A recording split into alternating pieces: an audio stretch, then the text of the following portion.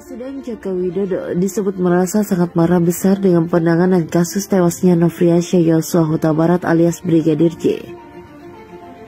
Jokowi marah besar lantaran ia menganggap proses penanganan kasus Brigadir J terkesan sangat lambat dan lama mendapat titik terang. Kemarahan Jokowi itu diketahui oleh Seskap Pramono Anung yang disampaikan informasinya kepada Menko Polhukam Mahfud MD. Kemudian informasi marahnya Jokowi itu disampaikan Mahfud MD dalam video yang diunggah oleh Akbar Faizal di kanal YouTube pribadinya yang dikutip di sway.id pada Kamis.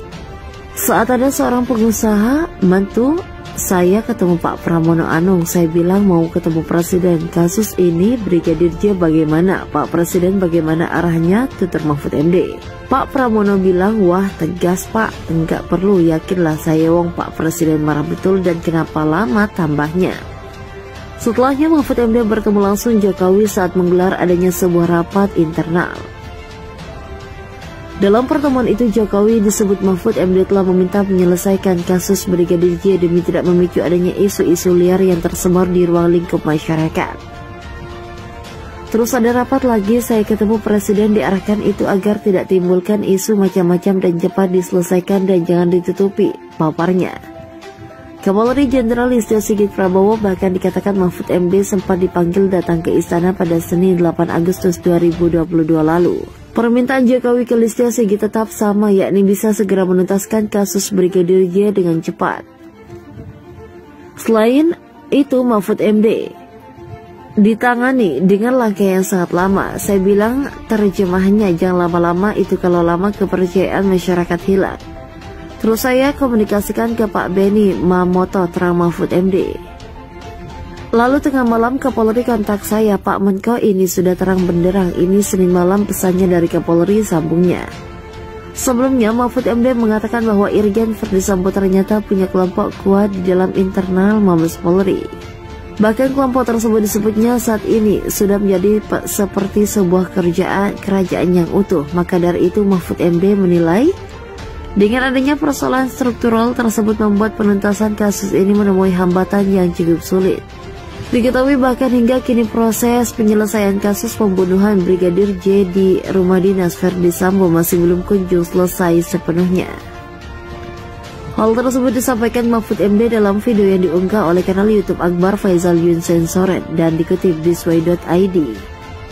Yang jelas ada hambatan-hambatan di dalam secara struktural terang Mahfud MD. Karena ini tidak bisa dipungkiri ada kelompok Sambo sendiri yang sudah seperti menjadi kerajaan Polri sendiri di dalamnya, seperti Submabes yang sangat berkuasa lanjutnya. Mantan Kadif Propam Polri Irjen Verdi Sambo menangis di depan Brigjen R sesaat sebelum mengeksekusi Brigadir J.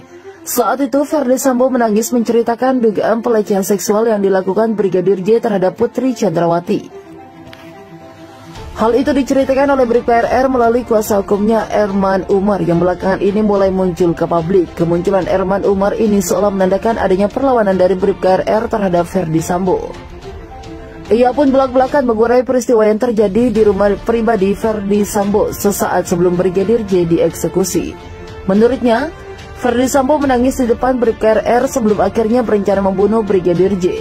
Awalnya Brigjen R dipanggil oleh Verdi Sambo di rumah pribadinya di Jalan Saguling, Jakarta Selatan, setibanya di Magelang, Jawa Tengah pada tanggal 8 Juli 2022. Saat menemui sang Jenderal, Brigjen R rupanya ditanya oleh Verdi Sambo terkait kejadian dugaan pelecehan seksual yang dilakukan Brigadir J kepada Putri Chandrawati di Magelang.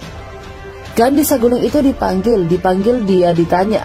Dia tanya ada kejadian apa di Magelang, kata Erman Umar dilansir tribunnews.bogor.com dari warta kota.com 1/10 September 2022. Bahkan saat itu menurut Erman Umar, Brigjen R melihat dengan mata kepalanya sendiri kalau Verdi Sambo menangis di depan sang ajudan. Dijawab, "Kamu tahu nggak?" "Nggak tahu, ini ibu dilecehkan. Dan itu Verdi Sambo sambil nangis dan emosi." "Saya nggak tahu Pak," jelas Erman Umar lagi. Setelah menanyakan kejadian di Magelang, Verdi Sambo yang kadung emosi pun meminta Brigjen R untuk mengeksekusi Brigadir J. Namun permintaan Verdi Sambo itu ditolak oleh Brigjen R lantaran dirinya tak kuat mental mengeksekusi rekannya sendiri. Ya udah kalau gitu baru dilanjutin, kamu berani nembak Joshua. Dia bilang, saya nggak berani pak, saya nggak kuat mental, nggak berani pak. Ya udah kalau gitu kamu panggil Richard. Richard dibawa naik ke atas, ungkap Erman Umar. Erman Umar menjelaskan menurut Bribka RR saat itu kondisi Ferdi Sambo tampak terguncang bahkan menangis. Saya sempat bilang kenapa, setelah itu apa yang kamu rasakan? Saya melihat bapak memang guncang. Saya melihat bapak menangis, nggak biasa gitu kan, tapi saya nggak tahu kejadian di sana, padahal saya ada di sana, paparnya menirukan perkataan Bribka RR. Setelah itu Bribka RR pun memanggil Baradae untuk menghampiri Ferdi Sambo, sementara dirinya tetap berada di lantai bawah. Jadi yang terpikir sama RR, apa benar kejadian ini, kemudian apa yang dia lakukan, apakah benar-benar mau ditembak, apakah tidak. Perlu diklarifikasi dulu terhadap Joshua. Itu yang ada di pikirannya sambil duduk di bawah, sementara RE sudah naik ke atas jelasnya lagi. Kemudian tak berselang lama lanjut dia muncul Putri Chandrawati yang mengajak para ajudan untuk ke rumah dinas Duren 3. Bribka RR pun tak menaruh curiga bahwa Brigadir J dieksekusi di rumah dinas tersebut. Sebab mereka pergi ke rumah dinas bersama-sama, yakni Putri Chandrawati, Kuat Ma'ruf, Brigadir J, Baradae, dan Bribka RR. Saat tiba di rumah dinas pun Bribka RR dan Brigadir J tidak naik ke lantai atas. Tak lama kemudian ia diminta oleh Kuat Ma'ruf untuk memanggil Brigadir J dan menemui Ferdi Sambo.